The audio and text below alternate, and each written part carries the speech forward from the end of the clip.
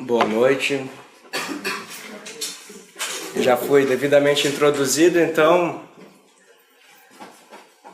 já posso começar em primeiro lugar agradecendo as palavras recebidas pelo nosso amigo Daniel e é uma grande honra poder estar aqui novamente. Eu lembro bem da primeira vez que eu trouxe uma palestra aqui, sabe, eu fui conhecer o Labri e aquela honra que eu senti desde o momento do convite, nossa, será que eu mereço? Né? E eu até hoje acho que não. Mas parece que gostam, né? De ouvir algumas viagens aqui, então eu continuo sendo convidado e tenho acreditado que é para a glória de Deus. Na minha vida isso tem acrescentado muito e parece que tem acrescentado na vida de outras pessoas, então glória a Deus por isso. Também é uma grande honra estar trazendo uma mensagem mais ou menos na despedida de vocês, né?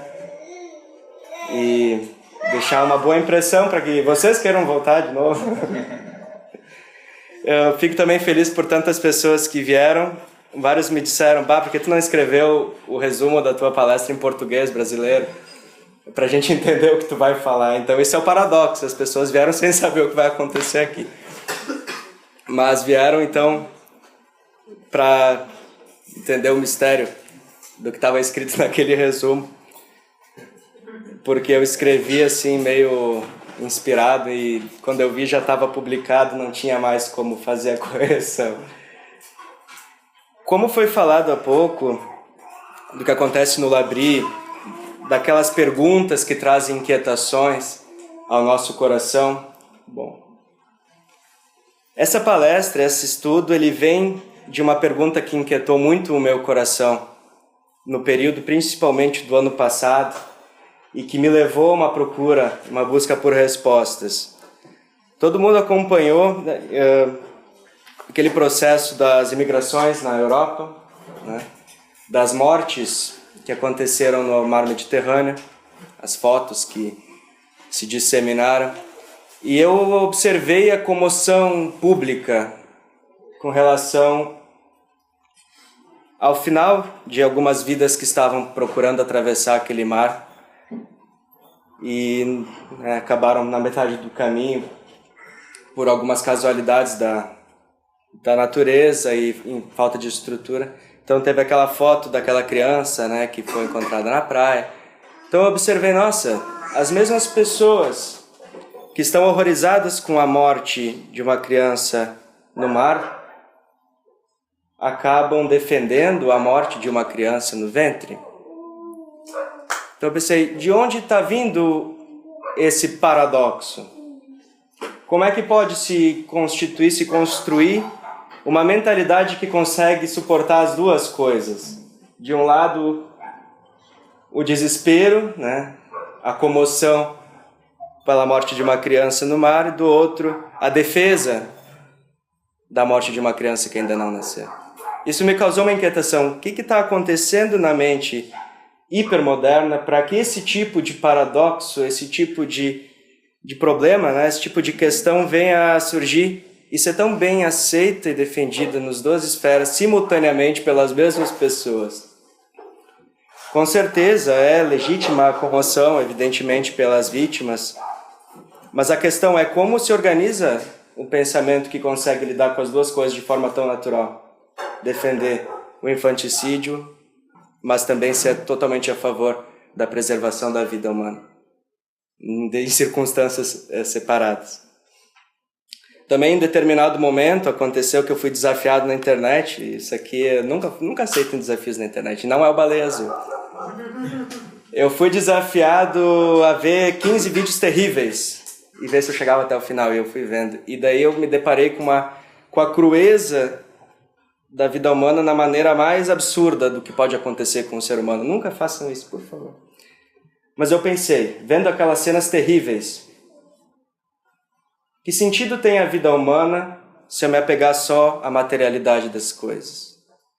De que maneira eu posso digerir essas imagens terríveis se eu não tiver em minha mente um aparato simbólico, uma maneira de administrar essas imagens, de digerir essas imagens para que elas pelo menos façam algum sentido e para que eu não veja a vida humana como algo tão frágil e tão vazio, que é o que apareceu naquela circunstância. Então aí eu penetrei nos estudos que me levaram, ou que estão me levando a concluir algumas coisas sobre essa temática. Quero dizer então que não é um assunto que eu consegui ainda fechar 100%, ele está em processo de desenvolvimento, mas eu acredito que eu cheguei numa resposta que para mim está satisfazendo um pouco. Então, como funciona a mente hipermoderna, na medida em que ela consegue administrar e defender causas antagônicas que são opostas uma à outra? Para começar, eu queria convidá-los a fazer uma viagem. Vocês já estão fazendo uma viagem quando estou falando. Mas convidá-los a viajar comigo para uma ilha deserta. Nos tornamos náufragos. Nesse sentido, eu estou plagiando esse cara aqui, o Northrop Frye, um nome meio estranho ali, que é um teórico canadense, falecido já, que foi um grande teórico da literatura. Imaginemos que naufragamos numa ilha deserta. E nessa ilha, nós iremos enfrentar todo o processo de início e de consolidação de uma civilização. Para isso existirão 3 níveis de linguagem. Vocês vão entender no final o que isso tem a ver com a problemática dessa palestra. 3 níveis de linguagem. No primeiro momento em que nos deparamos com uma ilha totalmente deserta, no sentido selvagem, sem nenhuma abertura natural ao ser humano, no sentido de não ser um lar, né? A primeira coisa que nós iremos desenvolver é a linguagem perceptiva. O que é a linguagem perceptiva? Simplesmente a linguagem da observação. Essa é uma observação seletiva.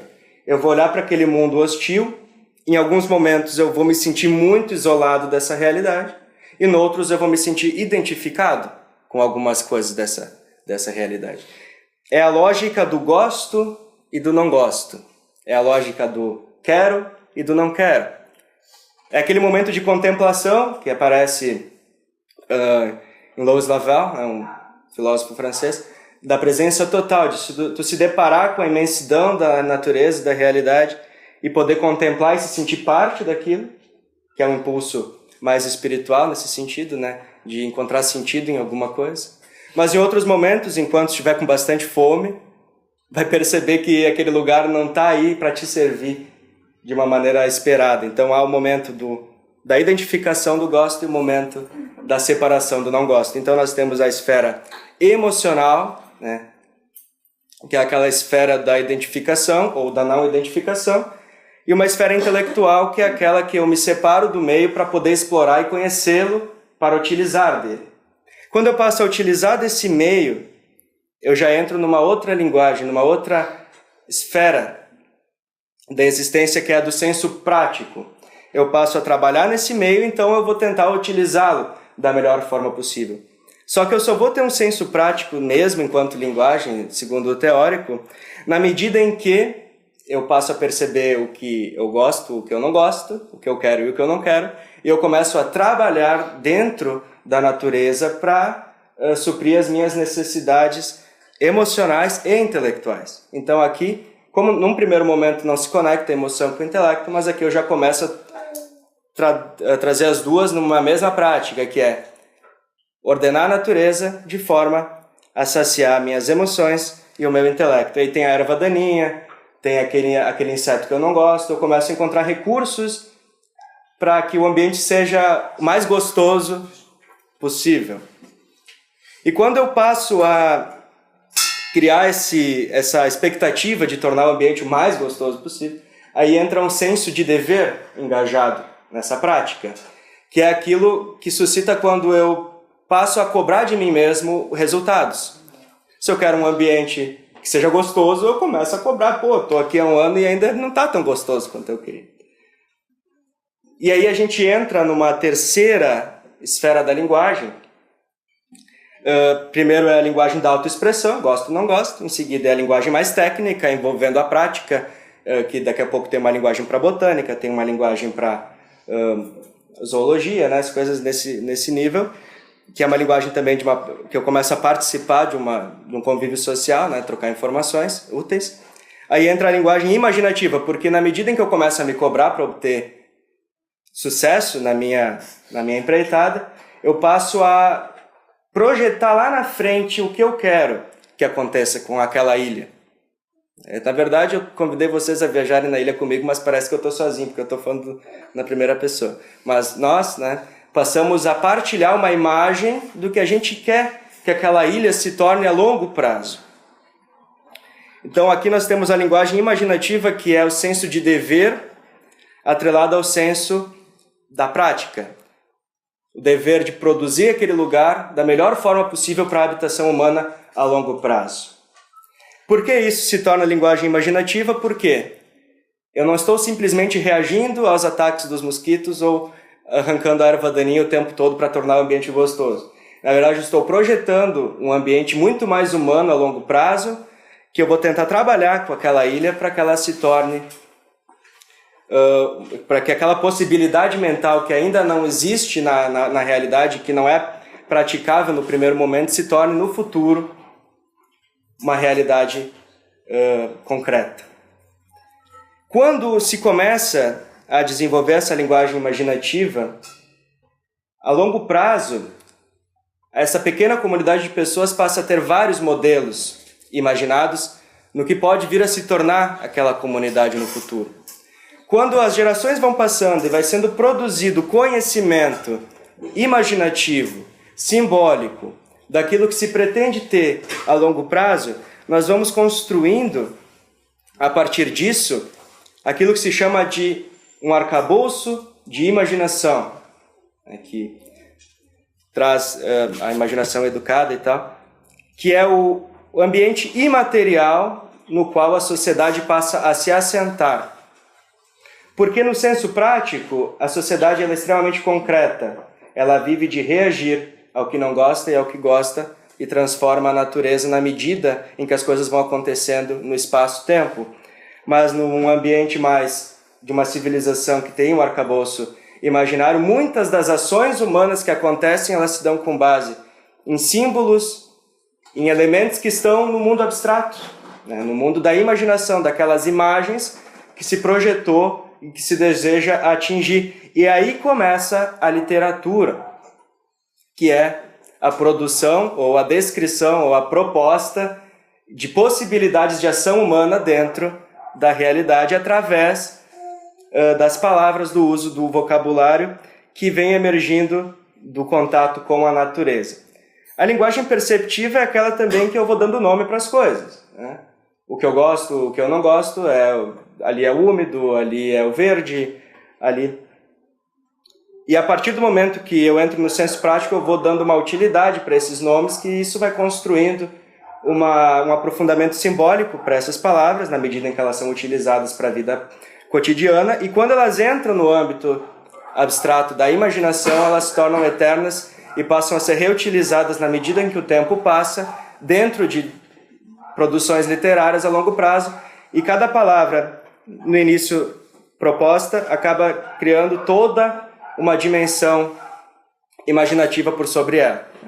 Então, o que acontece? A palavra morte, que no primeiro momento tem a ver simplesmente com o final da vida biológica, acaba ganhando uma conotação, fundada ali no Tristão e Isolda, nesses clássicos da literatura que vão trazendo um sentido para a morte, e como a morte pode ser pensada dentro de uma sociedade que se vê no futuro e que tenta transcender a morte justamente por se projetar na eternidade. Então, a literatura, a partir do momento em que se passa a produzir modelos de possibilidade de ação humana na realidade, constrói e torna mais densa a palavra e o discurso, dá mais sentido aos elementos que pertencem à cotidianidade humana. Assim se constrói, portanto, a imaginação e a imaginação moral, porque as coisas passam a adotar um sentido dentro da trama da realidade e dentro da ordem cronológica das tradições, daquilo que eu recebo dos meus antepassados, dos meus pais, e daquilo que eu quero transmitir às próximas gerações, dentro desse escopo de um modelo de sociedade abstrato a ser aplicado na realidade concreta ao longo das gerações. Aqui também entra um pouco a lógica dos quatro discursos de Aristóteles, né? Que trabalha essa ideia de que o discurso mais elementar é o poético, porque no impacto que eu sinto no contato com a realidade, eu passo a dar nome para as coisas na medida em que elas se revelam para mim. Esses nomes em si não têm uma lógica necessária. E é muito difícil definir termos elementares. O que é o espaço? Se eu começo a querer definir, eu vou trabalhar usando simplesmente sinônimos ou recursos analógicos. Por quê? Aquilo que dá a base para a vida humana é, nas palavras de José Monet Nasser, mito poético. É uma coisa poética no sentido de que ela serve como pressuposto para a existência. Eu preciso simplesmente intuir a existência disso para poder, a partir disso, pensar. Aí, quando já se tem um arcabouço mitopoético, palavras e palavras relacionadas à interação do homem com o mundo, se pode entrar no discurso retórico, que é a maneira como eu percebo o mundo e como eu acho que o mundo pode funcionar, eu traduzo numa defesa, numa retórica, para convencer o outro a confiar em mim. E na medida em que a sociedade se desenvolve, várias retóricas aparecem e passam a competir entre si, e aí entramos na necessidade de um discurso dialético, que é o confronto das retóricas, para perceber qual que é mais crível com relação à realidade e ao projeto de civilização ou de sociedade que se tem. E o resultado desse projeto, dessa retórica mais crível, se dá no discurso lógico, que é aquele, então, que em comparação com a realidade faz mais sentido. E isso é legal porque o poético, vendo impacto com a realidade, o retórico, o lógico, ele retorna à realidade. Então eu obtenho os dados da realidade, se desenvolve todo um debate acerca desses dados e das teorias possíveis com relação à ação humana dentro dessa realidade, e se devolve para a realidade com a resposta mais lógica daquilo que deve ser pensado e feito. Assim, a imaginação moral ela vem como esse arcabouço de discursos, de possibilidades, e uma sociedade saudável consegue, pelo processo dialético, devolver ao mundo concreto, segundo o seu projeto, aquilo que é mais útil, aquilo que será mais aproveitável, aquilo que será mais desejável que as pessoas pensem e façam. E isso aparece na literatura, na arte, na música, tudo acaba convergindo num espírito do século ou num espírito civilizacional dentro de uma certa caminhada. O Ocidente tem a sua caminhada, o Oriente tem a sua caminhada. Acontece que, a partir de um determinado momento da história ocidental, essa conexão necessária da prática que decorre do exercício dialético e da seleção da melhor possibilidade de ação na realidade, que vem da análise dos dados obtidos pelos sentidos, chegou um momento da história ocidental, que a gente poderia desenvolver melhor talvez nas perguntas, como isso aconteceu, no qual se colocou uma obstrução no contato intuitivo e direto e imediato do homem com o mundo concreto, com a realidade. Descartes ele já traz a dúvida universal, que é a única certeza que eu posso ter é que eu penso e eu existo. Então se coloca para dentro a possibilidade de existência de conhecimento, e aquilo que está fora, tudo que está fora pode ser colocado sob júdice, né? Sob uma dúvida. Eu não parto do pressuposto de que existem realidades auto-evidentes além da minha própria existência, porque eu penso. Nessa caminhada, perdendo a realidade objetiva como ponto de referência, logo temos Kant, né, que trabalha a incapacidade humana ou a impossibilidade humana de ver algo, né? Tudo o que eu vejo, na verdade, é uma construção interna da minha mente, e assim se vai para Schopenhauer, né? A verdade é a vontade, a existência está atrelada, e a realidade está atrelada à minha vontade de realizar alguma coisa no mundo. Nietzsche logo traz a ideia de que se tudo é vontade e a realidade não é mais objetiva,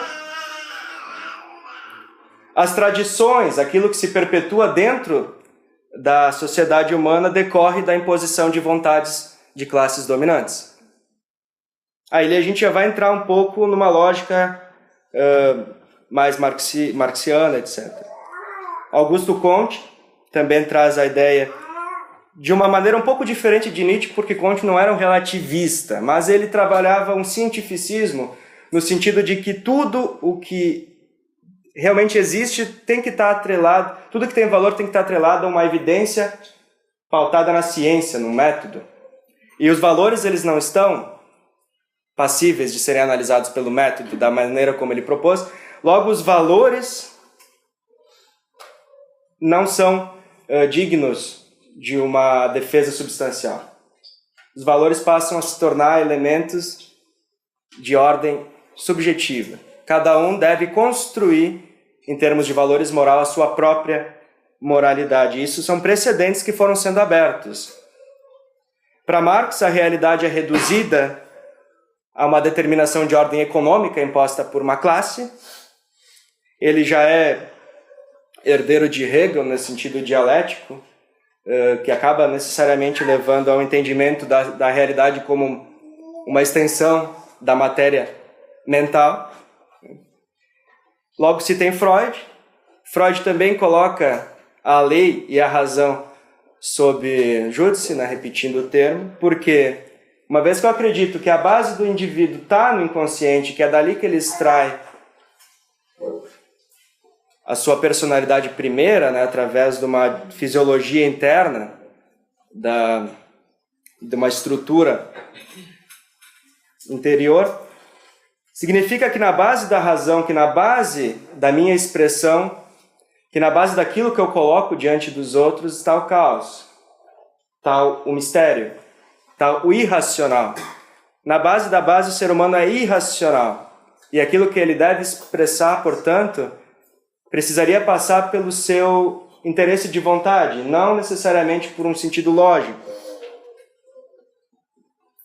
Derrida, logo em seguida, ele passa a entender, ou ele passa a divulgar a ideia de que não existe uma verdade, mas existe discurso.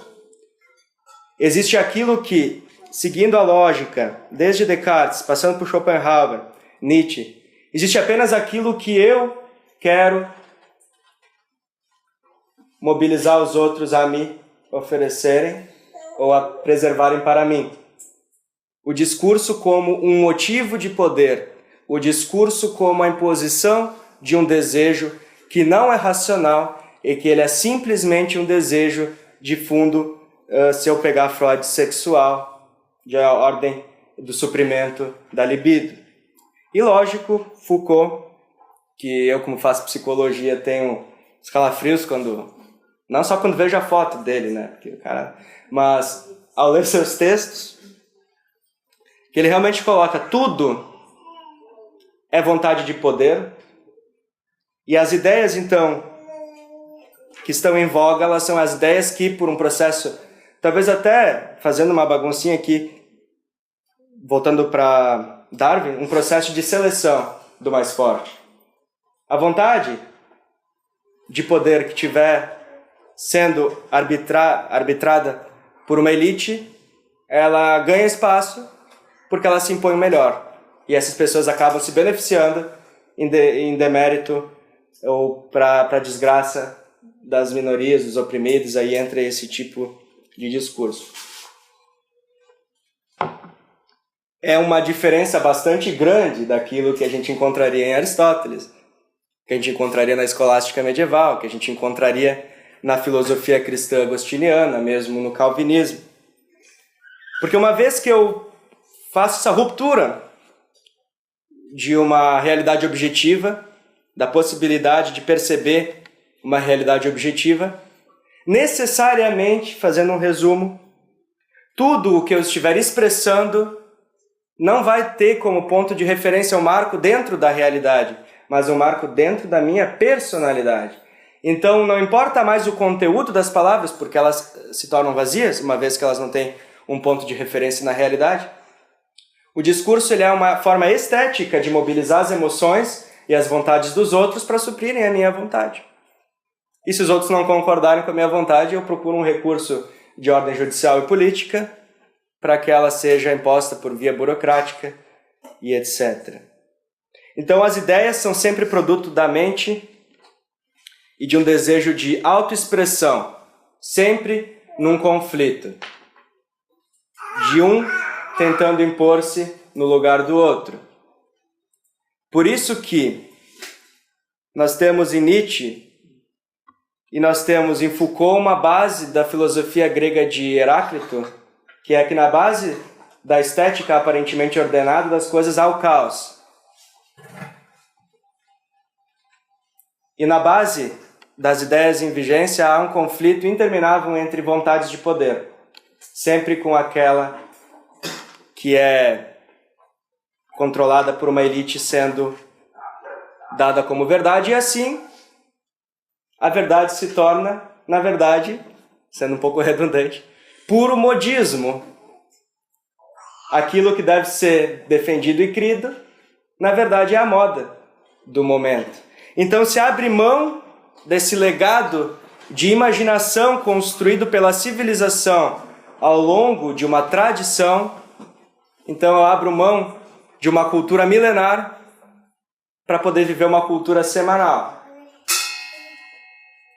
que é a cultura realmente da moda. Daqui a pouco as pessoas, o desejo delas começa a se enfraquecer no interesse de sustentar determinada ideia, e elas passam a procurar outra como se estivessem no mercado de ideias, porque não há um ponto de referência objetivo na realidade. Então ali a gente tem o problema que a psicanálise traz para a civilização ocidental. Nós temos o problema que acaba adentrando a política, então a psicologia, a política, a filosofia. Tudo acaba seguindo o espírito do tempo, de que o que importa é a autoexpressão do sujeito e o uso instrumental da linguagem, sem necessariamente fazer referência a um marco concreto na realidade, para a obtenção de desejos pessoais. As palavras perdem o seu valor objetivo.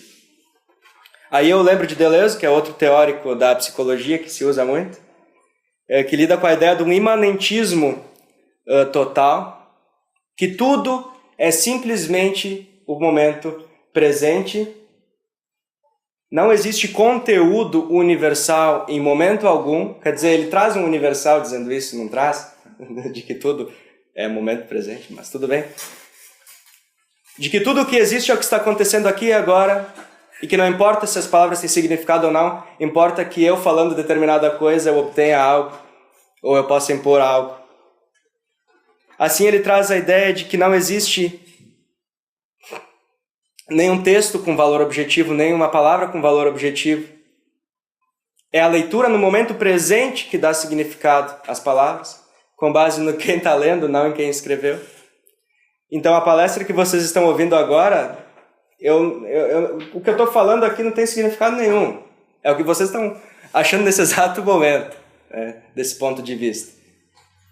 É absurdo, mas é uma consequência natural da obstrução do contato objetivo com a realidade. Então, como é que se mantém uma sociedade em ordem se tu tem um conflito de desejos de poder? Precisa haver um fator ordenador.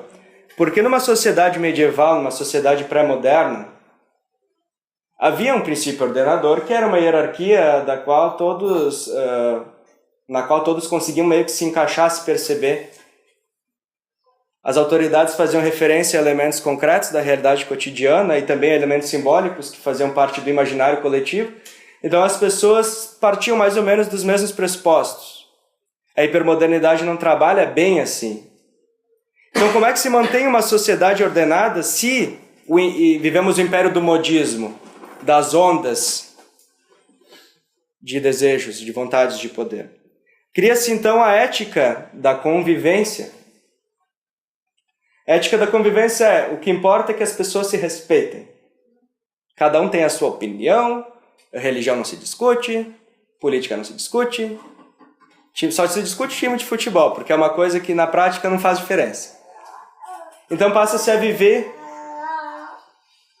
esse, entre aspas, pacifismo, esse politicamente correto, esse império do politicamente correto, essa, como se diz, essa ditadura do respeito, que é não poder discordar do outro, porque assim eu estou discordando do seu desejo.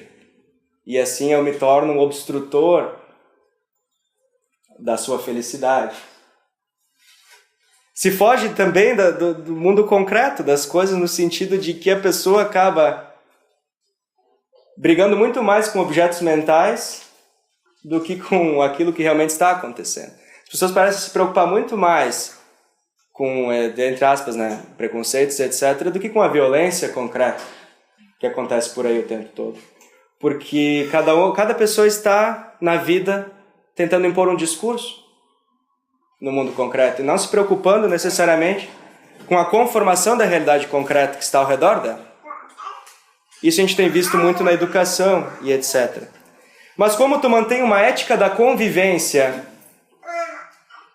se existe e se existem pessoas muito chatas que ainda se apegam à elite da intelectualidade e da tradição ocidental cristã, como se mantém uma ética do respeito, entre aspas, se ainda tem aqueles cristãos chatos, insistindo em dizer que existe uma realidade objetiva e que existe uma tradição de imaginação e de literatura que faz sentido para a vida. Aí entra o multiculturalismo, que é todas as culturas e todos os pensamentos têm que ser necessariamente equivalentes. Todos têm o mesmíssimo valor. Uma tribo indígena enterrando uma criança viva é cultural. Se o cristão vai lá e diz que está errado, ele é opressor porque ele está arbitrando sobre a vida alheia a partir de uma autoridade opressora de muitos séculos que impôs discursos de desejo de poder que oprimiram milhares de pessoas. Bom, se for procurar na internet vão dizer que, por exemplo, na Idade Média a Inquisição matou 1 bilhão de pessoas, né? Então se cria ali um monstro de que tudo o que acontece no mundo real, se é que existe mundo real, vem dessa imposição de uma vontade de poder e logo o poder dominante ele se torna, no sentido da civilização ocidental, um obstáculo para a realização das vontades de poder menores. E aí entra a necessidade de, no multiculturalismo, perseguir uma cultura, que é justamente aquela que deu a base da imaginação, dos símbolos, da tradição sobre a qual todas as pessoas no Ocidente, de certo modo, se assentam. Essa negação da tradição como algo totalmente embasado ou baseado numa estrutura e num desejo de poder, necessariamente vai desenraizando as pessoas de um sentido histórico, de um sentido dentro da ordem espaço-temporal da civilização, de um sentido também vertical de símbolo para a vida, né? De como simbolizar as coisas que acontecem na cotidianeidade e de como trazer para a realidade modelos de possibilidade de ação humana basados na literatura. O que acontece aqui, dentro do relativismo cultural, contra os nacionalismos que tentaram impor suas vontades de poder e causaram desastres terríveis, é que se torna imperativo jogar na lata de lixo a tradição civilizacional do Ocidente. Para desse caos, como traz a psicanálise, desse caos que está na base do ser, possa emergir uma coisa nova, que seja mais linda, mais maravilhosa. E aí a gente tem essas utopias, né, que geralmente tem um cunho socialista, de um futuro intra-histórico de plenitude, contra o qual os retrógrados têm sempre reagido, né, e impedido o progresso humano, porque olham para a tradição, para aquilo que se passou, e que buscam na tradição possibilidades de ação dentro da realidade. Acaba-se até pensando na linguagem como opressiva. Porque uma vez que tudo é discurso de poder, palavras necessariamente vão ser vistas com uma conotação vantajosa para aquela elite que a perpetua. Aí se traz que não se deve mais usar termos no masculino, né? Porque como se... Tipo, o ser humano. Como assim se mulher não é o? Aí eu, no curso de psicologia, acabo recebendo e-mails com... como é que é? Uma arroba? É uma coisa assim engraçada, né? Porque tudo acaba virando gramática. Daí vem a ideologia de gênero. Porque gênero é linguístico, gênero é literário. Então tu constrói a tua vida assim como tu escreve um texto, arbitrariamente, da maneira que quiser, sem a necessidade de uma conexão com a realidade. Quer dizer, a realidade não vai se adequar ao delírio ideológico. Mas eu posso tentar forçar as pessoas a criarem esse ambiente artificial para que eu consiga viver o meu delírio ideológico. E aí a gente vive essa loucura. Se a linguagem perde seu valor, sendo perpetuadora de interesses de poder, também a própria educação pode ser vista como opressiva. Como tu vai ensinar valores universais? Como tu vai trazer, pautado no arcabouço imaginativo de uma civilização, valores que transcendam aquela cultura local? Isso aí vai destruir aquela cultura local. Como ensinar para uma criança que existem coisas maiores do que o seu contexto imediato e do que a sua vontade e o seu desejo? Isso é oprimir a liberdade dessa criança, essa sabedoria. Porque eu fui numa palestra um tempo atrás, o cara falou: as crianças são pequenos Jesus, pequenos Budas, não sei o quê. Tipo, daquela ignorância infantil vem a melhor sabedoria possível, que é aquela desprendida das tradições. Sei lá. Eu me abstenho de comentar mais sobre isso, mas é uma nostalgia do bom selvagem, sei lá, transmitida numa criança, que realmente se perde esse senso da realidade, das possibilidades que a realidade oferece, porque se abandona a sabedoria multimilenar de pessoas que experimentaram a realidade e que tentaram transmitir para os outros. Logo, a única coisa que poderia libertar a criança, ou o adolescente, ou o jovem, do seu contexto imediato, da pequenez provinciana da sua vida cotidiana, que seria o acesso aos valores universais, é obstruído porque é opressivo, é colonialismo. Então ele se torna cada vez mais limitado e reduzido ao contexto imediato, adentrando no que Mário Ferreira dos Santos, que eu trouxe aqui, chama de barbarismo, tribalismo. Se cria... A sociedade se reduz a um emaranhado de tribos que já não conseguem mais se comunicar na mesma linguagem. Porque como eu perco o marco dos valores universais, que começa pelo entendimento da própria linguagem, porque se eu chamo todo sapo de sapo é porque o sapo está transmitindo uma realidade universal. Se eu perco o sentido das palavras que necessariamente carregam em si uma perspectiva universal, porque todas as coisas iguais têm o mesmo nome.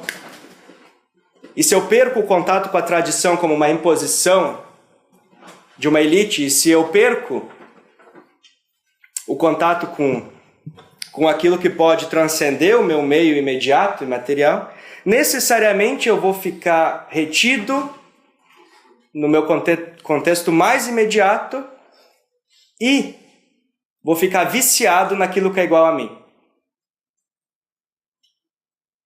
Então, se cria tribos no sentido de que eu só consigo conviver com os idênticos, porque eu não tenho um arcabouço simbólico na minha própria memória para simbolizar e para poder digerir o contato com o diferente, com o outro. O outro se torna simplesmente alguém que eu vejo na rua de passagem, mas o convívio tem que ser com os meus iguais, porque o contraditório, o diferente, eu não consigo mais assimilar. Inclusive, termos estranhos, aqueles que são usados na minha tribo, já se tornam ofensivos e opressivos, porque simplesmente não são entendidos ou são incômodos, por não fazerem parte desse vocabulário reduzido do contexto imediato. Então essa descolonização, a favor da diversidade, torna as pessoas mais limitadas do que sem ela. Isso é um paradoxo também, porque na medida em que eu quero tornar todo mundo um respeitando o outro, pela destruição dos universais, favorecendo os particulares do contexto imediato, eu acabo criando mais intolerância e dificuldade de convívio na sociedade. Ortega y Gasset, ele é um filósofo espanhol que ele defende a ideia de que a única coisa que realmente nos separa dos animais é a memória. Porque todo tigre que nasce é como se fosse o primeiro. Baseado no instinto, para ele nunca aconteceu nada antes dele. Tudo que vai acontecer está no espaço de vida dele. O ser humano nunca nasce como se fosse o primeiro. Ele sempre nasce como parte de uma mentalidade maior do que a dele, que transpassa muitas gerações.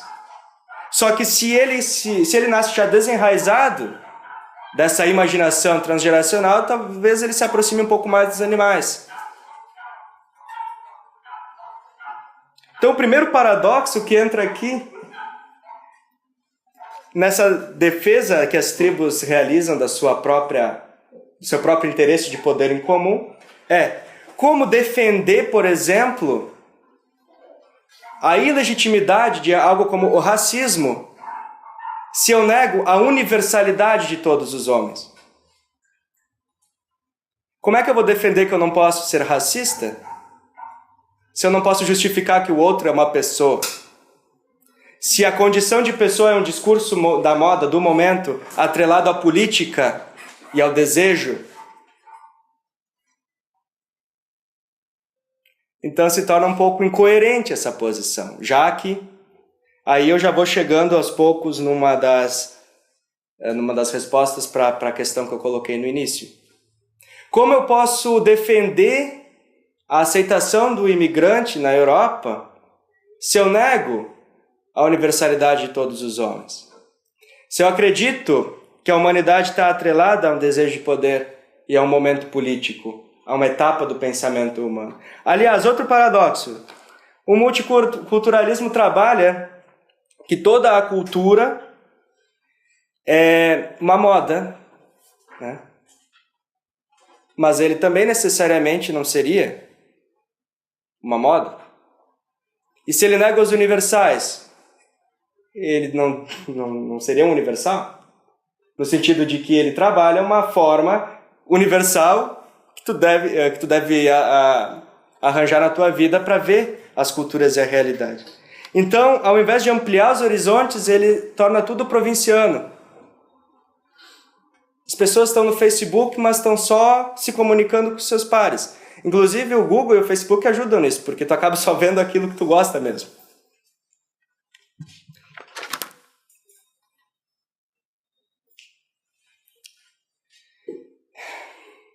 O que é a cultura no multiculturalismo, portanto?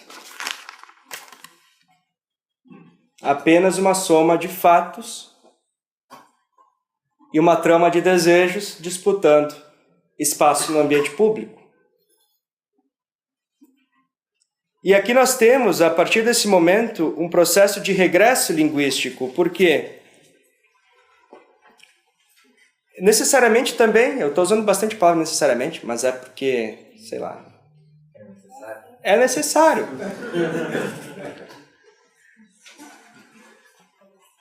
Para vivermos uma sociedade como a nossa, nós tivemos ou nós estamos consumindo um capital de imaginação que foi construído por uma civilização anterior a nós. Roger Scruton fala muito disso, Chesterton fala disso, que se a nossa sociedade não está mais produzindo aquele tipo de literatura que trabalha possibilidades de posicionamento do homem ante a realidade de seus elementos, ela vai estar sempre vivendo, se suprindo naquilo que já foi feito anteriormente a ela. De maneira que ela, não produzindo mais literatura e se desligando da tradição, da realidade histórica, ela passa a regressar a estágios anteriores de sociedade, que precedem uma sociedade literária e vão entrando no âmbito de uma sociedade de senso prático, ou muito pior, numa sociedade perceptiva. O que acontece?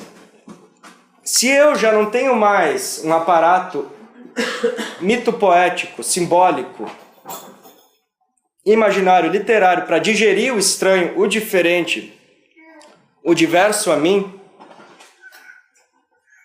eu vou pautar todas as minhas decisões no gosto e no não gosto. No quero e no não quero. E esse também é um regresso que um regresso que pode se apresentar na própria vida humana, orgânica. Porque a criança passa por essa etapa, depois ela se desenvolve, mas muitas vezes chega na velhice e volta a essa etapa, por uma degeneração das suas capacidades, da sua memória. Isso também acontece a nível de sociedade. Se desarmoniza o intelecto e a emoção, que foram harmonizadas já no início com a ideia do senso prático, de conseguir trazer para a realidade aquilo que eu gostaria. Porque agora se tem simplesmente o império da emoção, do gosto e do não gosto, e uma imposição discursiva para que os outros realizem na prática aquilo que eu espero. Isso vai criando uma esterilidade terrível e entra-se no mundo binário muito mais primitivo, que Eliade trabalha no seu livro O Sagrado e o Profano e outras obras, que é, dentro da tribo é cosmos. Aqui tem as coisas que eu entendo, aqui tem as palavras, aqui tem aquilo que constitui a cultura mais pura, fora é o caos. E a sociedade tem que se adequar a esse cosmos, que é tudo que eu conheço, ou aquilo que faz mais sentido para mim, porque ela é sempre ameaçadora a essa ordem interna da minha tribo. Vou tomar uma água, porque eu estou...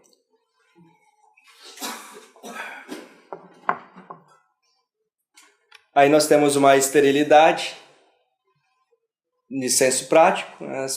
É só observar. Bom, aqui eu não sei se eu vou ofender alguém. Mas geralmente quem está mais imerso num discurso ideológico de militância é porque não precisa estruturar a sua vida de uma maneira prática. Porque já recebe essa estrutura de outra pessoa. Isso René Girard traz num livro Anorexia e Desejo Mimético, que a exposição do ressentimento, a exposição de um desejo que não é saciado, que traz a ideia de que sou vítima e que eu posso ser destruído pelos opressores a qualquer momento, mobiliza as pessoas ao meu redor para me acudir. É como aquela pessoa anoréxica que cada dia que passa sem comer faz os pais perderem o ar, de tão nervosos que eles ficam. Se ela morrer, a culpa é nossa. Nós somos os culpados. E muitas vezes a minoria, o oprimido, se torna o detentor de um poder sobre os outros, com base no uso da própria limitação ou do próprio discurso de que o que ele não tem é porque os outros não estão o dando. E isso vai criando uma espécie de caos e violência mimética que só com a ampliação de uma burocracia de Estado se resolve a longo prazo. Mas eu não estou aqui para falar de política. Estou aqui para falar do que acontece para a mente pós-moderna ou hipermoderna poder lidar com coisas antagônicas simultaneamente. Todo o discurso é uma imposição de um desejo de poder. Nesse sentido, tudo aquilo que me precedeu e que eu não gosto não deve mais existir. E se é uma coisa de um teor intelectual muito complexo, se é uma obra de arte muito complexa, é uma coisa que eu não tenho vontade de apreciar, também não deve existir, porque é muito cansativo. Logo, as imagens do dia a dia, do cotidiano, as coisas que fazem parte da vida humana, perdem, as palavras perdem, as coisas perdem a sua profundidade simbólica. E o que acontece com a minha visão se estreitando cada vez mais pela carência de acesso ou de vontade de acessar as possibilidades de ação humana universais que estão na literatura, quando a minha mente vai se estreitando e eu não sou mais capaz de olhar para uma coisa no mundo concreto e associá-la analogicamente a um símbolo ou alguma coisa que eu li ou alguma coisa que fez sentido para outras pessoas, eu passo a reagir diante daquela imagem de uma maneira impulsiva, pautada na fisiologia do meu corpo, porque eu não associo mais a palavra ou a coisa ao seu objeto referencial ou ao seu teor simbólico, mas a um sentimento que briga com o meu instinto. Entra no binarismo gosto e não gosto, quero e não quero. Eu vejo a morte diante dos meus olhos e como eu não tenho como digerir aquela imagem com base num arcabouço de símbolos e de imaginação, ela penetra minha mente até o cerne do meu ser e a única coisa que eu posso fazer é entrar em terror, porque a morte fala para mim que eu vou morrer. Mas eu não sei lidar com isso. Isso gera uma reação de ordem fisiológica, muito mais do que intelectual, muito mais do que poética, literária. A pessoa não é mais capaz de pensar sobre as coisas. Ela age por reação. A morte não faz parte da minha vida, daquilo que me é comum, então eu quero evitar a visão concreta do cadáver o quanto eu puder. Não estou dizendo que a gente tem que querer ver cadáver, não é isso. Mas não faz parte do círculo daquilo que eu quero. Então eu não consigo enxergar. De que maneira isso leva ao paradoxo? Aqui eu vou chegando na conclusão. O feto, os olhos não veem. A criança morta na praia, os olhos veem. É aqui que chegou a mentalidade hipermoderna. A comoção das pessoas, do meu ponto de vista até agora, segundo a minha verdade, brincadeira, e há de vocês questionarem, né? Porque aí é uma opressão. É de que a comoção internacional ao redor da morte da criança na praia foi uma comoção internacional porque tiraram uma foto. As pessoas viram a morte, não sabem mais administrar a morte. Mas o feto elas não veem. E também o feto às vezes não parece tanto uma pessoa, né? Assim, esteticamente. Porque se reduz a um esteticismo. É aquilo que é concretamente visível, mas a questão não é o objeto concreto. É o que ele suscita ali dentro. Aí vem a questão, agora podem até discordar, mas no meu ponto de vista, desarmamento. Por que com 70 mil homicídios por ano e com um fuzil militar entrando no país, as pessoas não querem ver uma arma na frente? Não querem ter uma arma, não querem que ninguém tenha uma arma em casa. Porque elas olham para a arma, elas não vão trazer junto com a imagem simbólica daquele instrumento todas as possibilidades de uso e todo o significado histórico, cultural que aquilo pode ter dentro de uma literatura, dentro de uma... Elas vão olhar para uma arma e vão pensar, posso morrer. Então ninguém pode ter isso. Sem pensar sobre o assunto e ver a complexidade das situações. Não há um debate retórico, não há uma exposição de ideias e não há mais um processo dialético, não há mais um resultado lógico nos debates das coisas, porque o contato com a realidade está obstruído pelo subjetivismo. E aí entra o que Mário Ferreira dos Santos traz, a barbarização da sociedade. Limitada a tribos e a visão concreta das coisas. Aquilo que está no campo de visão do meu provincianismo, daquilo que faz parte do meu contexto imediato, é toda a realidade e tudo aquilo que deve ser defendido. Então os particulares se tornam universais. E aí a gente pode entrar um pouco no Schaeffer se quiserem, mas não vou entrar porque eu não quero ficar aqui muitas horas. O meu contexto imediato ele serve como um microcosmo, como um protótipo de todo o universo. Tudo tem que ser a imagem e semelhança daquilo que eu conheço. E tudo o que acontece no mundo está atrelado ao alcance da minha visão. Eu só um pouquinho, tem um carro obstruindo a garagem da vizinha aqui do lado. Vem aqui, eu preto, que carro é? Eu acho que é um carro imaginário, hein? É um Fiat. Eu acho que é um Fiat preto. Aqui em cima.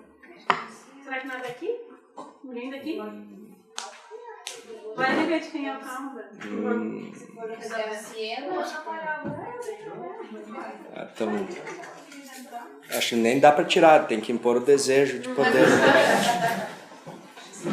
Alguém tem um preto? O escuro?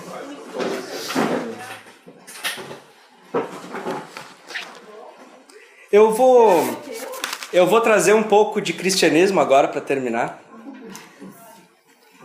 E eu espero que não tenha excedido demais o tempo. Não sei se ainda tem. Desculpa. Tá tranquilo mais um pouco? Porque depois, se ficou alguma coisa ainda a ver, a gente pode conversar ainda um pouquinho. Como o cristão deve agir e reagir dentro desse contexto, dessa realidade barbarizada? Eu estou dizendo uma coisa que não é uma resposta universal. Não estou dizendo que todos os casos as posições são pautadas nisso que eu falei. De a imagem concreta suscitar tudo, né? A pessoa pode ter posições contra armas de fogo, etc., de diversas naturezas. Mas eu estou trazendo uma proposta de possibilidade, né? Uma maneira de entender como algumas coisas estão se dando na nossa cultura e na nossa civilização. E diante dessas coisas, no contexto que eu estou trazendo, como o cristão pode se posicionar? Em primeiro lugar, mantendo-se resiliente na preservação do senso de realidade. Tem um livro de Vishal Mangalwadi, é um indiano que eu não sei pronunciar o nome dele, mas é o livro que fez o seu mundo, que ele mostra como os cristãos salvaram a filosofia ocidental, mantendo-se resilientes na preservação do significado e do uso prático da razão. Porque os céticos gregos e os sofistas tornaram a razão algo pueril. E os cristãos, indo contra a corrente do seu tempo, não, nós precisamos preservar esse recurso de captação e análise da realidade. E é isso que os cristãos têm que fazer ao longo de toda a história. Enquanto as modas estão indo e voltando, nós nos mantemos resilientes na nossa posição, fazendo com que as pessoas, ao terem contato com a gente, pode ser que elas saiam sempre irritadas, não tem problema, que elas se deparem com aquilo que elas não querem ver. Não, eu estou falando no sentido da realidade das coisas. Franz Schaeffer fala isso, né, de tirar o teto, fazendo com que a pessoa caia em autocontradições para ela perceber que a sua posição não faz sentido. Pô, como é que tu se mobilizou tanto aí com a criança tal, que foi encontrada morta, mas defende o infanticídio na barriga da mãe? Ah, mas o feto não é humano. Tá, mas tu tem algum senso ou algum critério para dizer se tu é um ser humano? Né? Porque o relativismo... Né? Aí a pessoa, pô, se eu não sou um ser humano, então podem me matar também? Né? Tirar o teto, fazer com que a pessoa perca, se ela começar a debater com você, não precisa ser chato também de sair por aí fazendo isso, perca as suas proteções retóricas na defesa do seu desejo, da sua vontade. Aí eu gostei muito, eu estava estudando sobre o Trivium,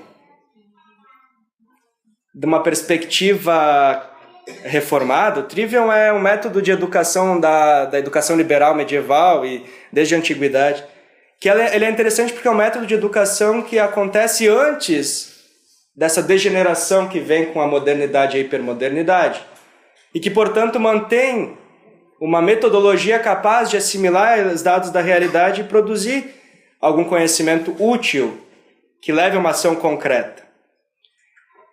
Os autores é Harvey Lowry Bluedorn. Então é o Trivium teórico da editora Monergismo. Bem interessante. Eles trazem os três elementos que compõem o Trivium, que é três, né? Que é gramática, lógica e retórica. Vou trazer isso como uma sugestão prática. A gramática, ela trabalha com a ideia da necessidade de eu, humildemente, estar aberto a receber os fatos, os dados da realidade e entender como cada área do conhecimento tem uma linguagem que eu devo dominar para falar sobre aquele assunto.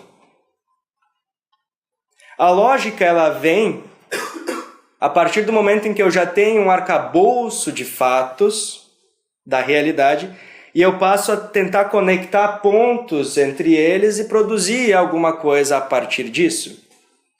De que maneira eu posso organizar o meu pensamento? Através de um processo lógico em cima dos dados e daquilo que esses dados significam. Então, a gramática ela é mais fundada nos fatos, quem, que, onde, quando. A lógica, no porquê, tentar explicar, então, porquê dessas coisas, porquê desse quem, porquê desse onde. Um questionamento mais analítico, né? E, por fim, a retórica, que é cada área do conhecimento. Assim como tem uma maneira, uma linguagem, assim como tem uma lógica, também tem uma maneira de ser expressada, de ser transmitida. A retórica vem da questão mais prática, de como eu devolvo para o mundo e para as pessoas os fatos que do mundo e das pessoas eu colhi.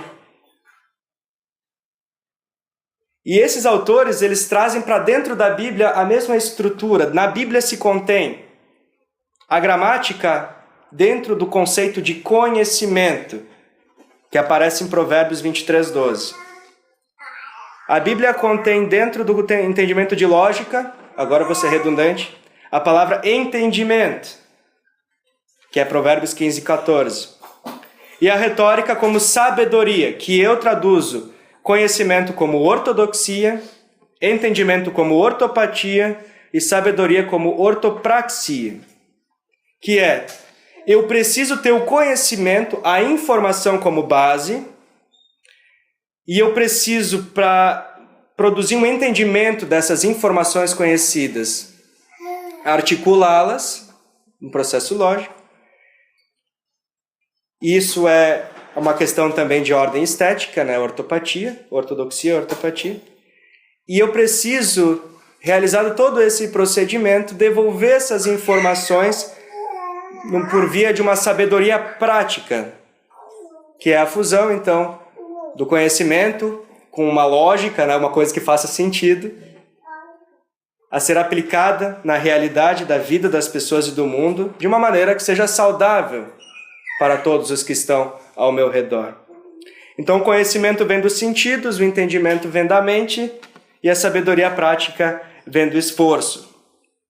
Isso é uma ideia que pode se aplicar ao conceito de mandato cultural, de cultivar o jardim, de expandir o jardim, que é coletar do mundo, da realidade, as informações, fazer com que essas informações sejam processadas pela minha mente com base na revelação também das Escrituras, fazer essa filtragem cristã.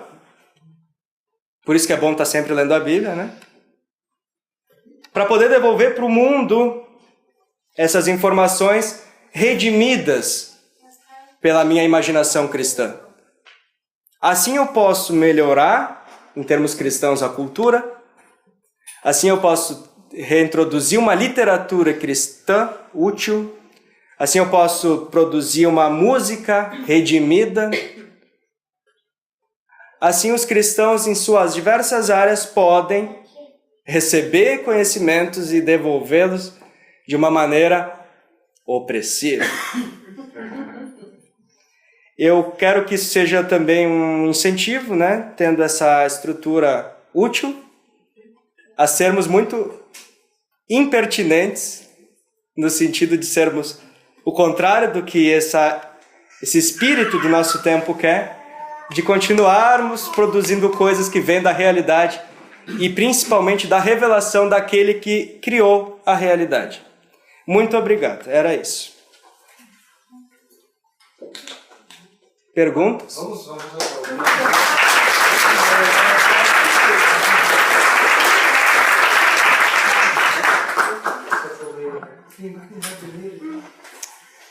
E aí, meu amigo, pode falar. Cara, eu tenho uma pergunta. Antes da pergunta, assim, eu achei excelente a palestra, cara, assim, ela é muito conectada com a realidade do que eu vejo em campos, assim, sabe, as provocações que tu trouxe, assim, elas respondem ao que eu vejo acontecendo no dia a dia, assim, em relação ao professor-aluno, orientadores e tal, o tipo de de teoria que é trabalhado, né? E, cara, tem uma pergunta, assim, que é bem de ordem prática, assim, que é útil pra mim, que eu acho que pode ser útil pra muita gente, é que no meio da palestra, assim, tu fez uma revisão meio que história da filosofia, assim, Descartes, Kant, Schopenhauer, culminando lá em Foucault, sobre a dissociação entre linguagem e realidade concreta, assim. Isso. Então, assim, eu queria dicas, assim, de quais autores tu usou para trabalhar essa questão, se é esses livros aí, ou se tem outros que tu indicaria para quem quiser aprofundar na questão. Eu recomendo muitíssimo o livro de Roger Scruton, que agora o título eu não me lembro bem, é uma capa verde, que é a História da Filosofia Moderna, Breve História da Filosofia Moderna, ou Uma Breve História da Filosofia Moderna. É relativo. Mas que o Roger Scruton, ele é o maior conservador britânico vivo, então o pensamento dele tem um certo grau de coerência e de conexão com a realidade das coisas. E ele analisa todos os filósofos da era moderna de uma perspectiva crítica baseado na sua posição conservadora. E outro livro de Roger Scruton é o Pensadores da Nova Esquerda, se eu não me engano. Alguma coisa assim também, não me lembro agora, mas eu tenho também. Que ele faz uma crítica a todos esses pensadores que vêm depois da modernidade, mais para dentro da hipermodernidade, que trazem esse escopo que hoje norteia a academia brasileira. Ele critica Foucault, ele critica esses pensadores, então fica no Scruton por enquanto. Eu recomendaria, não necessariamente para ter um entendimento dos autores em si, mas claro, se pegar o Hereges do Chesterton, ele faz uma crítica de pensadores um pouco mais antigos, mas cujos precedentes abertos aparecem hoje de uma maneira muito mais agressiva, também é muito interessante. A princípio, também teria o Franz Schaeffer, né? A Morte da Razão, ele traz essa cronologia de alguns pensadores, mas acho que já é suficiente para tu ainda ter um dinheiro na caixa depois. Nathanael, primeiro eu quero te parabenizar, né, pela palestra. Acho que, para quem te conhece, duas outras palestras que a gente segue no Face, não é surpresa a qualidade do conteúdo que tu trouxe para nós. Né? Obrigado. Espero que a gente tenha outras oportunidades de estiver falando aí também. Mas é interessante, tu falou isso sobre a questão dos universais, né, que a nossa vontade, o nosso mundo, aquilo que está no nosso campo de visão, tornam-se os nossos universais, né? E realmente é impossível ver uma sociedade que a gente está limitado a isso. Como o Schaeffer fala, eu gosto muito de repetir isso, né? Que na ausência de universais, o que resta é o silêncio. A gente não consegue mais conversar, não existe mais diálogo. Não tem mais ponto de referência. Não tem nada. Então, por quê? Porque a gente perde os pressupostos, né? E aí não tem como ter no nível mais alto de diálogo, nós não temos pressupostos básicos que tornam o diálogo possível no nível mais alto. Uma das coisas que eu tenho percebido, assim, estudando um pouco que eu posso, que eu tenho tempo para aprofundar, é que a nossa sociedade hoje ela se tornou totalmente dialética no modo de pensar. Isso não vem só de Marx, né? Mas talvez seja o que conseguiu eclodir e dispersar esse modo de pensar. É totalmente antibíblico, né? Absolutamente. O modo bíblico de pensamento, ele é antitético, né? Ele não é a síntese de pensamentos opostos, que é o que propõe a dialética, né? Na Bíblia você tem pensamento de opostos que não tem nenhuma compatibilidade, né? A vida é a morte, a obediência e a desobediência. Depois no Novo Testamento tu vai ter ali a carne e o espírito, a lei e a graça. São coisas realmente que não podem ser entrar em dialética para falar. Isso, não se formam uma síntese. Né? Não tem síntese. No pensamento bíblico ou é ou não é. Né? E eu acho muito interessante, cara, uma coisa que Engels escreve sobre quando ele é Darwin. Ele diz assim, a Darwin, agradecendo, né, a teoria da evolução que é desenvolvida por Darwin. Darwin finalmente deu o golpe final, ou alguma coisa assim, né? Um golpe importante na metafísica. Por quê? Porque ali na evolução você consegue destruir a mente cristã do pensamento antitético da origem das coisas. E daí, disso aí pro resto é um sopro. né? Então, Impressionante. se criou um trama que fecha um modo de pensar humanista. Uhum. E que a sociedade no último século acabou desenvolvendo de maneira cada vez mais profunda, né? Começar pelo evolucionismo, socialismo marxista, naturalismo filosófico e assim por diante. Né? E tu tira toda a possibilidade de pensar num absoluto, ou é ou não é. É dialética, né? Agora a pergunta que eu quero te fazer é a seguinte. Eu entendo que isso tem um prazo de existência, tem uma vida útil que não tem como passar de 2 ou 3 gerações, no meu entendimento. Uhum. Tu consegue enxergar algum ponto de reversão ou alguma tendência de reversão, ou de finalizar esse modo de pensamento que hoje é dominante? Eu acredito que já está havendo um processo de reversão pela própria necessidade de uma civilização de encontrar um meio de sobreviver a si mesma quando chega num período de colapso do próprio sentido da vida das pessoas. Se percebermos no Brasil hoje, é uma coisa que eu pelo contato no Facebook, pelas conversas, há uma multidão de jovens que estão optando pelo ensino liberal, pela educação liberal no sentido clássico. Querem fugir dos aprisionamentos e da ausência de sentido e das degenerações que a vida cotidiana está demonstrando que esses pensamentos estão levando e começam a procurar mestres para ter aulas fora, para reestruturar a sua capacidade de dominar a linguagem, né, para potencializar isso, para corrigir a sua carência de apreciar as artes do belo. Estão procurando para reorientar a mente para um pensamento filosófico um pouco mais realista, né? Também, no caso, calvinista. E eu tenho visto como os jovens estão reagindo, muitos jovens, por conta própria, e estão produzindo literatura, estão resgatando os grandes nomes do pensamento e da alta cultura brasileira. Está acontecendo, graças a Deus. E eu acredito que são pessoas muito grandes que estão vindo aí porque estão se construindo sozinhas, sabe? E isso gera uma potência de personalidade e uma sede de realidade muito maior, né, do que se fossem simplesmente instruídos o tempo inteiro, desde a escola. Então eu acredito que vai haver, e está acontecendo na própria ordem geopolítica, porque se analisarmos as eleições na Europa agora, que quase aconteceu na Holanda, quase aconteceu na França, desse pensamento mais conservador ganhando de novo um corpo no debate. Na Inglaterra, com o Brexit, de querer quebrar essa burocracia internacional da União Europeia, esse sonho de uma mega nação europeia, etc. A questão do Donald Trump, discordam ou não dele, de um cara assim que é um redneck, quase, ele é bilionário, mas ele tem um comportamento grosso que tá voltando essa sede de realidade, de politicamente incorreto um pouco, de poder rir de certas coisas, de poder usar algumas palavras. As pessoas estão cansando, porque o intelectual que está ali na universidade tem um mundo muito estreito, ele não percebe, mas as pessoas de fora, elas são levadas por essa onda das ideologias, mas às vezes é de uma maneira inconsciente.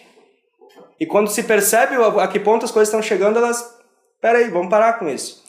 Então tem uma resistência, eu acredito, mais do orgânico da sociedade, fora do edifício abstrato da universidade, que pode trazer ou reacender pelo menos alguma esperança nesse sentido, ou produzir um caos aí que vai dar um conflito um pouco maior, que daí vão precisar de um pacificador chamado anticristo e tal.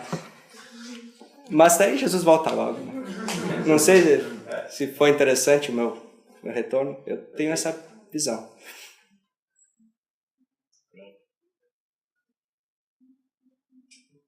Opa! Só uma pergunta, só levantar assim, essa questão que tu falou sobre a morte, né? Uhum. De nós queremos evitá-la, fotos, vídeos, enfim.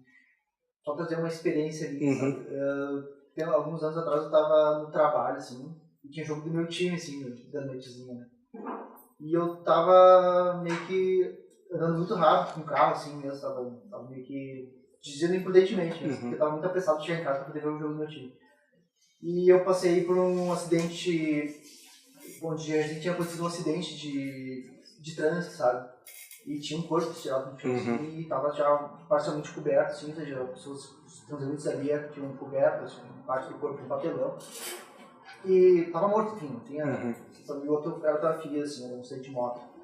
E incrível como aquilo ali tirou toda a minha vontade, toda a minha pressa e toda a minha vontade de ver o jogo, sabe? Cheguei a tempo em casa, mas não, sabe, não tinha aquela coisa, tipo, não tinha aquela empolgação, sabe? Tipo, como é que parece que nós às vezes reduzimos a nossa vida a um momento efêmero, assim, tipo, não, eu tenho que fazer aquilo a todo custo, sabe? A gente quer fazer tudo, tem que acontecer, entendeu? Coisas como se imprevistos não pudessem ser, né? Ou seja, aquela centralidade que a gente quer.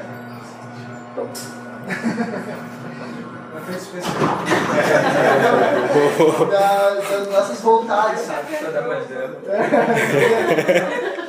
Mas essa questão da morte, mas aí eu acho que entra também a questão da ortopatia, saber assimilar que não é uma coisa agradável, ninguém quer, eu quero ver um morto hoje, né? Mas essa questão de tu saber assimilar aquilo ali, saber absorver as informações que aquilo ali te faz, que tu um dia vai morrer também, sabe? Essa lembrança, mas ao mesmo tempo tu saber que não é o fim. Exato. Então essa questão de tu unir a tua ortodoxia com a tua ortopatia, né? Isso. Então eu acho que essa questão da morte, apesar de nós não temos que ser frenéticos em busca dela, assim, eu acredito que ela, pelo menos, me fez ser mais prudente no trânsito nesse caso, entende? Então, eu fiquei muito triste com a questão da criança lá, e depois fiquei tão triste quando fiquei sabendo que no mar Mediterrâneo, muçulmanos estavam jogando os cristãos no mar também, então, pela fé, entendeu? Tanto protestantes quanto católicos, enfim, mas é uma questão assim de nós também não podemos dar arrasada, digamos assim, em frente à morte, né? Basta saber assimilar dela essas informações. Isso tu tá trazendo um exemplo muito prático do processo que eu tô querendo introduzir aqui hoje, já que já não foi introduzido, né, na vida de vocês, mas assim, a tua visão de um marco na realidade, que era um cadáver, trouxe a imagem interna do teu arcabouço simbólico, né?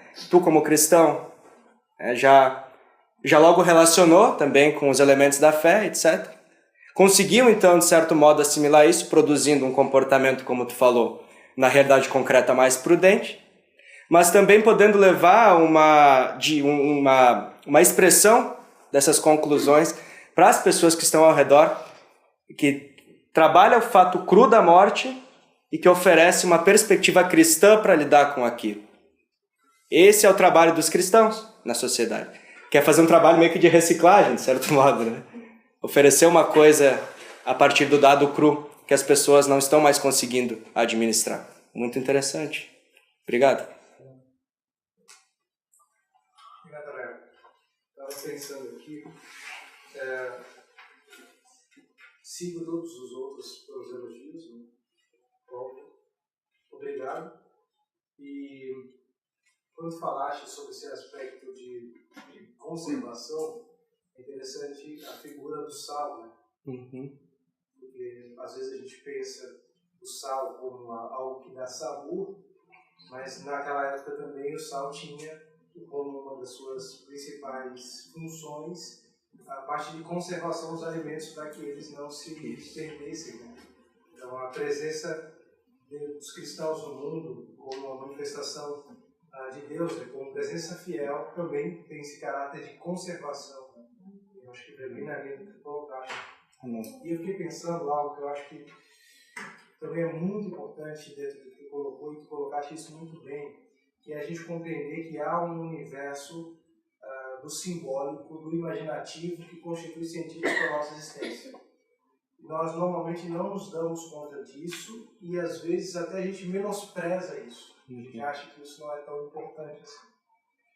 E quando tu colocaste aqueles níveis da linguagem, e aí a gente percebe como hoje nós temos uma desestruturação, digamos, desse universo simbólico compartilhado, que a gente poderia dizer que em um certo momento foi um consenso cristão. Isso gera um problema para nós. Qual é o problema? é que às vezes nós operamos em universos simbólicos não cristãos no nosso dia a dia, e aí a gente vive exatamente dentro do paradoxo que o Natanael colocou. No mesmo final, eu sou cristão, só que quando você vai olhar a sua vida, as suas rotinas, elas podem ser lidas por qualquer narrativa. Talvez nada ali indica que você é um cristão. Se alguém pegar talvez o modo como eu organizo minhas finanças, o modo com o que eu faço durante o dia inteiro, os meus hábitos, o que eu assisto, o que eu visto, uma série de aspectos, o que é que isso indica para nós? O que é que isso aponta? O que eu quero dizer é, eu achei uma coisa, ultimamente eu tenho pensado nisso, acho muito interessante, o modo como Deus trabalhou quando o povo de Israel saiu do Egito. Deus praticamente dá um manual de, agora eu vou mostrar para vocês um outro universo simbólico. Vocês estavam acostumados a viver no Egito lá, escravos. Agora vocês vou ensinar para vocês como é que vocês devem viver até chegar ao Terra Prometida. Então você vai ver, por exemplo, você vai ensinar, você pega Deuteronômio 6, você vai ensinar seus filhos, andando pelo caminho, ao deitar, ao levantar, não sei o que, vai escrever nos umbrais das portas e tal, e não sei o que. Aí depois ele fala, para quê? Para que quando você chegar na terra, que você não semeou, você não esquecer que foi eu, Senhor, seu Deus, isso aqui. Você vai guardar um dia de descanso. Antes você estava vendo lá, o teu universo simbólico era trabalho todos os dias. Não existia descanso. Opa, acabou isso. Você vai parar um dia, onde você vai descansar, onde você vai agradecer. A sua vida não se resume mais a trabalho. Então assim, Deus estava mudando todo esse cenário. O que eu quero dizer com isso? Hoje, eu fico pensando, a gente esses dias estava conversando. Se alguém entrar na minha casa hoje e olhar os meus móveis, olhar o que eu tenho, consegue dizer que eu sou um cristão? Aí um amigo lá num pequeno grupo da comunidade da igreja falou assim, olha, interessante, eu estava agora na casa de um casal amigo nosso que era Hare Krishna, e a casa dele toda era Hare Krishna, toda, todos os cômodos faziam questão de dizer, eu sou Hare Krishna. Aí a gente, o que a gente faz? Não, assim, a gente tem que ser cristão descolado e tal. Aí o que acontece? A gente opera a nossa vida a partir de narrativas seculares. Então a gente vai na igreja domingo o universo simbólico cristão faz sentido. É tudo maravilhoso, nosso coração fica palpitante, né? E tal. Aí chega segunda-feira, hora de ir pro trabalho, a gente acorda. A primeira coisa que a gente faz, não, o que a gente vai fazer? A gente vai como salmista. Se eu deito e me levanto, é porque o Senhor me protegeu. Não, a primeira coisa que eu faço é ligar no celular para ver o WhatsApp, receber, não sei o quê. O que eu estou fazendo? Eu já estou operando a partir de um mundo tecnológico que está vazio de Deus. E isso faz coisas dentro da gente. Então eu acho que uma coisa legal para a gente pensar também é qual universo simbólico nós vivemos e que nós estamos cultivando. Porque se nós não nos dermos conta disso, é bem provável que nós já estamos dentro de universos simbólicos não cristãos e isso faz com que a gente não tenha uma vida cristã plena. Porque esse negócio vai sugando a nossa disposição de uma vida com Deus e tudo mais. Resumindo, toda a nossa vida tem que ser lida por sentidos cristãos. Acordar, tomar café. Por exemplo, tem gente que fala assim, vou orar para almoçar. Só os meus avós que oravam para almoçar, eu só chego e como. Parar, 1 minuto, respira fundo. Obrigado, Senhor, por esse alimento. Obrigado pela sua provisão. É um gesto tão simples e pequeno, mas que constitui um simbolismo, um recordar. Que você não agradece, você vai perceber que os dias vão passando, você já pensa que quem dá o seu alimento é você mesmo, é o seu próprio braço. Não, eu tenho que lembrar que não sou eu, é Deus que está dando a minha força. Então, assim, eu acho que isso é muito legal para o lugar. E eu acho que isso fica uma recomendação para a gente pensar qual universo simbólico nós operamos. Se é um universo simbólico que emerge das escrituras e de uma vida cristã plena, ou é um universo simbólico secular, como a gente encontra vendendo nos shoppings da vida, que a gente acha que é legal, é útil, mas isso faz com que a gente viva uma vida cristã, acho que com uma série de dificuldades, ou pelo menos que não floresça, ou não frutifique como ela deveria se manifestar. Era só um comentário, assim. Tem uma pergunta, assim, era só para você colocar, para dizer como a gente pode também, porque às vezes a gente está ouvindo aqui, a gente está falando, realmente, o pessoal lá de fora vive esse paradoxo, então a gente aprendeu e o que a gente faz, agora a gente vai discutir com eles. O que eu estou querendo dizer é, será que às vezes a gente mesmo não opera dentro desse paradoxo, assim, trazendo mais do nosso dia a dia, assim, mais uma crítica, assim. E eu só vou ouvir e receber para acumular os fatos e poder, então, administrar as informações. Mas, realmente, ter na casa elementos que traduzam concretamente, em termos simbólicos, a nossa fé, acho que alimenta, sim, o nosso imaginário, no sentido de que a gente vai estar sempre olhando para aquelas coisas. E isso são fatos, né? São imagens que são captadas, ouvindo uma música cristã, lendo um livro cristão, que vão trabalhar o nosso entendimento e vão produzir de uma maneira um pouco mais orgânica a fé, né, cristã na vida concreta. E as pessoas acabam percebendo. Às vezes, para mim, umas pessoas já perguntaram se eu era padre. Aí é só eu mostrar o status de relacionamento que não. Mas às vezes aparece, né, no semblante que tu é um cara às vezes mais tranquilo, tu tá aproveitando o momento, não tá vivendo de passagem sempre, querendo sobreviver, fugir da morte. E as pessoas notam que isso é diferente. Daqui a pouco os cristãos fazem uma diferença simplesmente nessa esfera mais comportamental da expressão da fé sem palavras, né? Como já é muitas vezes dito. Deixa eu só confirmar um pouquinho. Há uns dias atrás eu fui convidada pela pastora da nossa igreja aqui que trabalha com jovens. E ela pediu para mim falar sobre modernidade líquida e o relacionamento com a sociedade. Aí, assim, já tinha sido uma série de palestras com os jovens, assim, como diversas pessoas falaram sobre relacionamento com a família, relacionamento no trabalho, relacionamento na escola, e a última parte sobrou para mim, que era com a sociedade, né? E aí ela me passou algumas dicas, assim, ela só fala de Bauman, né, que eles vão entender, e tá tranquilo, assim, para falar, e ela tinha uma indicação de que se resolveria falando que o cristão é o sal da terra. Então a gente teria que ir na contramão, porque nós somos o sal da terra. Aí eu fui estudar, fui ver essa linha toda, e aqui, ó, Mateus 5, né, sal da terra, quem somos? Por que nós somos chamados de sal da terra? E o sal da terra, Jesus fala que nós somos o sal da terra depois de falar das bem-aventuranças.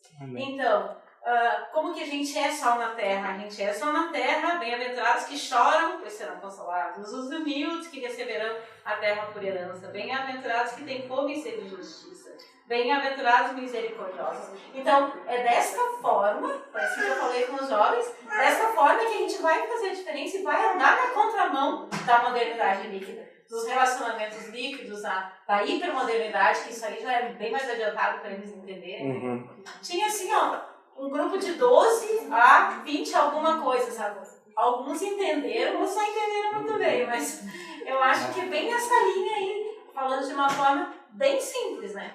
Bem simplificada. Mas eu gostei demais, assim, gostei muito, porque esse assunto bate muito na educação também. Eu trabalho com educação, sou coordenadora pedagógica de uma escola. A gente trabalha com os professores a hipermodernidade, modernidade líquida. Eu fui no Congresso da Educação agora, muitos palestrantes falaram, mas eles não nos trazem a solução. Não nos trazem mesmo, porque a gente tem que respeitar, ainda mais dentro da escola, né? A escola não tem escapatória.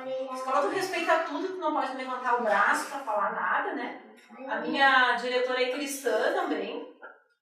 E na Páscoa a gente levou um pastor para falar lá na comunidade, lá na escola, e uma pessoa para fazer um trabalho com as crianças, a esposa do pastor. Aí depois um professor veio nos criticar e falou em sala de aula. Elas não deveriam fazer isso. E daí os alunos foram nos contar que eles tinham nos criticado. E aí a gente conversou com eles, olha, nós fizemos porque nós cremos. E na nossa escola, a educação, no que a gente puder puxar para o cristianismo, a gente vai puxar. Até que venha alguém e diga que não. Tá? Então nós vamos falar. Pra que parar Onde a antes gente pode disso, falar, né? a gente fala. Se uma hora vai ter que parar igual, para só quando pedir. A gente fala, passa, as pessoas não dizem o tempo todo, Deus te abençoe. Então, para essas pessoas mesmo, nós vamos mostrar o que é a Páscoa de verdade. Amém. Para essas crianças. Mas é um problema muito grave, né? Muito grave como a gente vai se movimentar. E eu me preocupo muito com o que o Dani falou, assim, ó, o que mostra que a gente é cristão. Uhum. Entrando aqui na minha casa, eu não tenho uma cruz. E se eu tiver uma cruz, a pessoa vai chegar aqui e vai me criticar. Ah, sim, lá na minha igreja. Eu quero estar na minha igreja. Mas é muito complicado mesmo. É muito bom, eu gostei muito, eu me interessei muito porque tem o final. Nossa, achei genial. Que bom. Tem que mais a fundo, eu te ouviria mais 1 hora sobre o final. Fico feliz. Eu vou levar essa palestra parecida num congresso em Pelotas, se quiser, parece brincadeira. Congresso de psicologia. Opa! Congresso de psicologia. Não, é um acampamento, um retiro, na verdade, de jovens. Vai falar sobre hipermodernidade, então eu vou levar uma oficina e uma palestra também. Aí eu já aproveitei o embalo. Só uma coisinha, quando eu cheguei antes, então a gente estava falando da questão da linguagem, né? Uhum. Disse, tem que vir aí pro dicionário para ver o que tu ia dizer. Eu acho que isso tem bastante a ver, né? Porque aquela palavra tem aquela função, né? Uhum. Que às vezes, tipo, tu precisa primeiro um texto para aquela palavra que quer dizer tal coisa. Por exemplo, né? Então a hipermodernidade, tudo. Daí eu tava pensando, porque bastante coisa assim também, às vezes, de conversar com os jovens. Eu até escrevi aqui para não me perder muito. Em primeira instância, a tua palestra para mim está sendo entendida pelo meu entender e não pelo que tu quis dizer, né? Então, às vezes, como a gente faz isso? Tipo, como a gente transmite a informação para aquela pessoa, sendo que ela tem um pressuposto muito diferente do que a gente quer dizer, né? Ela tem toda aquela visão dela, de entender pelo ponto de vista dela, né? Então, às vezes, a gente tem que traduzir as coisas, como é que... É trabalhoso, né? Em primeiro lugar, eu acho que o Schaeffer, não sei se foi uma pergunta, Sim. Então eu vou responder. O Schaeffer, ele traz umas ideias bem legais sobre como trabalhar com as pessoas. Evidentemente, também, seguindo a instrução de Paulo, falar os gregos como grego, os judeus como judeus, etc. Tentar adequar a linguagem ao público, né? Provavelmente, quando eu falar com os jovens lá em Pelotas, eu vou tentar usar, talvez, termos um pouco mais acessíveis, né? Mas de trabalhar num diálogo meio que socrático com a pessoa, no sentido de fazer ela entender as palavras ou os termos que ela ainda não conhece ou que não são comuns à vida dela, né? Por exemplo, hipermodernidade. Eu posso explicar usando uma analogia, usando um recurso para aproximar da realidade dela. Ou se eu quiser falar dos universais e dos particulares, eu posso apontar para um objeto, usar recursos ilustrativos, né? Que ela possa assimilar. O Schaeffer faz isso no livro muito bem pelos esquemas do teto, de Deus aqui no andar de cima e o andar de baixo com a natureza, etc. E a questão de fazer com que ela perceba pela própria conversa que os pressupostos dela podem estar equivocados, mas entrando dentro um pouco do universo linguístico dessa pessoa, né? Você está dando para... Quer dizer, daqui a pouco para esta pessoa a questão da sexualidade é gênero. Como é que eu vou conversar sobre isso com ela? Primeiro tem que definir os termos.